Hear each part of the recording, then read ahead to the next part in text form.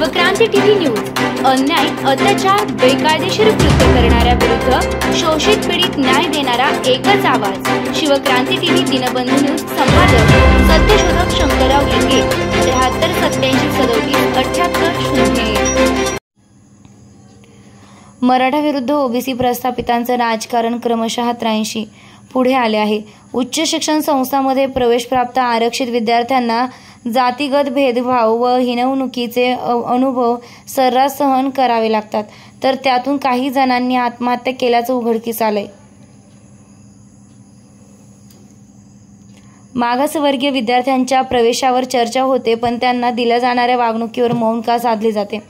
भारतीय कॉर्पोरेट क्षेत्रात प्रबळ उच्च वर्ग जातीचेच 93% वर्चस्व एका पाहणी अहवालातून दिसते।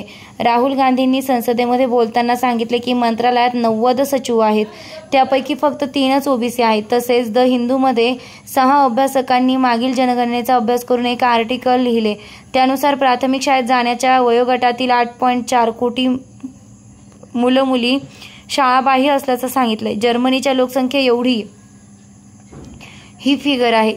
हा आकडा राष्ट्रीय शिक्षण धोरण 2019 मध्ये 10 कोटी असण्याची संभावना व्यक्त केली आहे। ही मुली आरक्षित घटकातील दलित, आदिवासी, ओबीसी, भटक्या जाती जमाती व मुस्लिमांतील आहेत।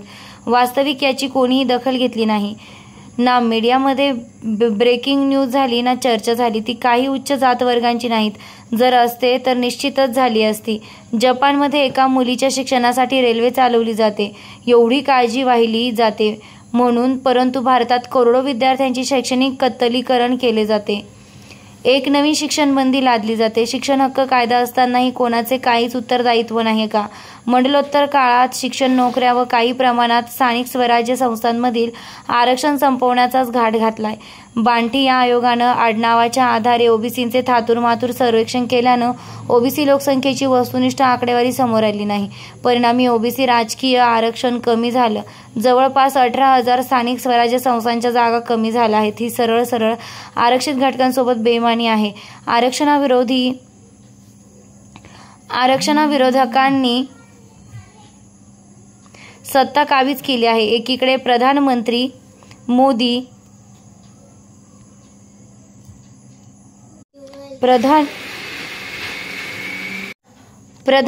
मोदी म्हणतात, मेरे जीते जी आरक्षण को कोई हात नहीं लगाएगा, आणि दुसरीकडे प्रशासकीय पदे लॅटरल एंट्रीच्या द्वारे भरण्याचे आरक्षण विरोधी धोरण राबवले जाते, तरीही त्यांच्या सत्तेला धक्का बसत नाही। हे विचारणीय आहे। देशातील प्रभुत्वशाली व सत्ताधारी उच्च जात वर्गांनी आपल्या नातेवाईक आप्तेष्टांच्या स्वहित रक्षणासाठी आधुनिक भांडवलदारी व्यवस्थेचा लाभ अबाधित ठेवण्याचा प्रयत्न केलाय। कला, साहित्य, संस्कृती, राजकारण, न्याय, क्रीडा, मीडिया, शिक्षण, इतिहास, संशोधन, ज्ञान, विज्ञान, तंत्रज्ञान, दूरसंचार, बँक, विमा, कृषी, सहकार, उद्योग, प्रशासन, नीती निर्माण इत्यादी क्षेत्रात कोणत्या जात वर्गाची मक्तेदारी आहे? तर अघोषित आरक्षण वर्चस्व एकाधिकार वरिष्ठ जात वर्गाचा राहिला आहे। आणि प्रतिष्ठा नसलेली अत्य वेतनाची कष्टाची कामे कोणत्या जात वर्गाची लोक करतात? हे कनिष्ठ जातीय करतात, हे सर्वश्रुत आहे। जर वरील अहवालानुसार काही प्रातिनिधिक उदाहरणासह सर्व क्षेत्रातील आकडेवारी पाहता ओबीसींचे प्रतिनिधित्व 27% नाहीच, वास्तविक जे असायला पाहिजे पण ते हाताच्या बोटावर मोजता येतील इतकेच किंवा शून्यच आहे, मग ओबीसी प्रवर्गातील अशी कोणती जात शक्तिशाली झाली आहे, प्रबळ बनली आहे असं म्हणता येईल? ज्या जातीतून घटनात्मक आरक्षण मिळूनही त्या पदापर्यंत पोहोचू शकले नाहीत, मग तिला प्रबळ कसं म्हणायचं? तिने आरक्षण खाल्लं, लाटलं, पळविलं असं धांदाट खोटे आरोप कशाच्या आधारे केले जातात? खरं तर ओबीसी या पदापर्यंत पोहोचलेच नसतील तर मग त्यांचा वाटा कोण पळवत आहे? ही ओबीसींशी केलेली क्रूर थट्टा आहे।